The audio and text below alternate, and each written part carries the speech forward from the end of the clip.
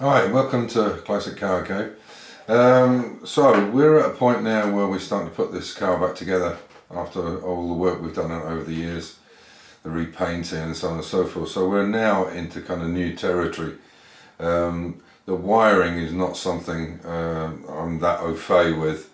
Basic wiring is okay, but a complete new loom, that's something else.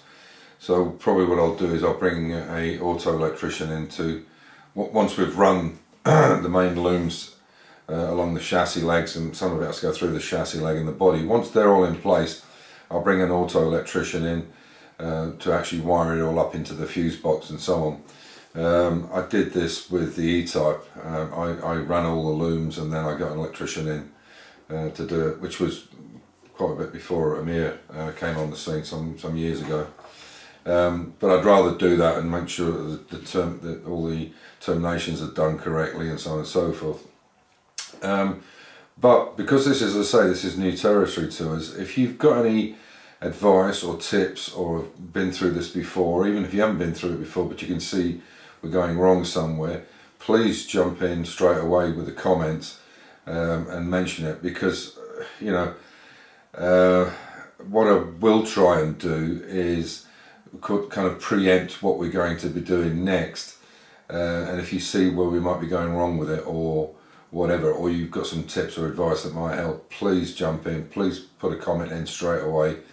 It would save us a lot of time and a lot of effort and a lot of heartache if we going to make a mistake somewhere. There's nothing worse than doing a job twice. So as I say, please feel free to jump in if you see us going the wrong way. I hope you enjoy the video. Bye for now. So Amir's working on this wing now. You can see he's put this strip in. We're going to see that's got to sit perfectly on that edge. So we just glued it up and we'll just keep it in place and let it go off, and then it won't slip when we're putting the wing back on. Yeah, that's just surface rust. That'll come off in seconds. But there was a lot of overspray. There's a bit on the exhaust and a bit on the chassis, so just giving it a tidy up. This piece in here is where the wing goes on, and then there's a cover that goes over that, but generally it's okay. It's a bit of overspray down in that corner there by the looks, so yeah, but that's the pieces there. Where are we? That's them there. That's the inner covers, and they're screwed on, so they're easy to take off because you get a lot of shit inside the wing. So this is the main wiring loom. I've got this whole package from S&G Barrett because it came as a complete kit, and there's 18 pieces to that. Looking at that, this is definitely the dashboard, or the electrics for the dashboard, and to the fuse box, and this blue one with the blue trace in it, this is for the engine electrics, and the rest are obviously ancillary parts. But I have this book here which everybody's trying to get, but unfortunately I think it's out of publication at the moment. It's called Jaguar XK150 Explored by Bernard Weihart, but I think it's out of stock at the moment because everybody's trying to get them. This is like the Bible for anybody doing a 150, or he does 140s and 120s, I think. So you can even see here, it's showing where you've got like main blues, but with a red trace, yellow trace, white, green, so on. And it's telling exactly what they are, whether they're dipper switch and so on. So it gives you a pretty good indication of what we're after. But as you can see in this example, this is it's a 12 volt system, but they use two 6 volt batteries. Now we're not doing that, we're using a 12 volt. Originally this would have been positive earth, it's now negative earth. And we're using a 12 volt battery on one side, and the other side's being used, we've made up as a toolbox. So we're working on this side of the car. You can see now the rear arch is in, and there is the beading all put into the car, which looks really nice. There was some things with the door that wasn't quite right. This was too high, and as you can see now it's completely level across there, and the door gap is really nice. Also it was pinched a little bit here, Now that looks like it's coming out at a slight angle, but you have to remember this chrome goes in here. As you can see, here, all the way down is a really nice, I think you can see there, it's a really nice gap all the way around. So what we're doing is working on this side completely first, and then we'll go over to the other side. Also, we've just put this battery box back in, and you may be able to see, if I bring the torch up enough, there's that hockey stick in the back. Now they're going to come back out, the washers will be painted down the side. I don't know if you will be able to see, but you can see it's really nice and straight down the side. That rear wing, we've got to move that a little bit in a bit more, and we're going to move it back slightly as well. So we'll get all this side done first, and then we'll move on to the other side. So unfortunately there won't be any chrome or anything going onto it for some period of time.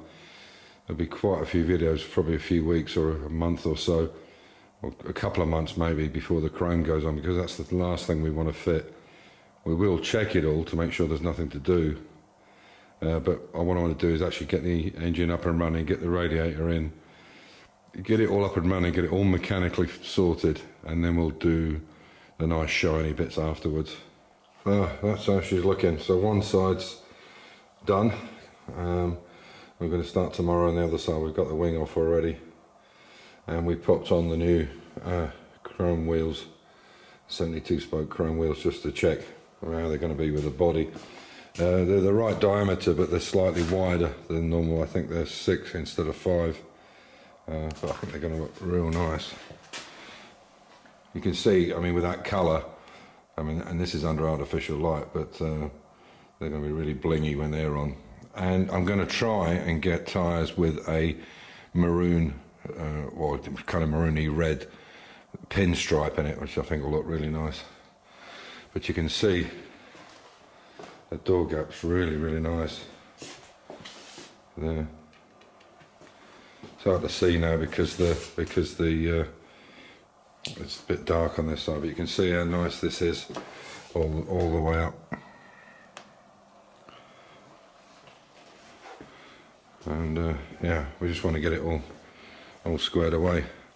So tomorrow, well, hopefully this side is off. This is glued in already, so we have to just work with that tomorrow. These holes that you can see here, these are actually for the tonneau cover, and this is actually a chrome thing that clips on the roof, clips into it, and then you pull it up.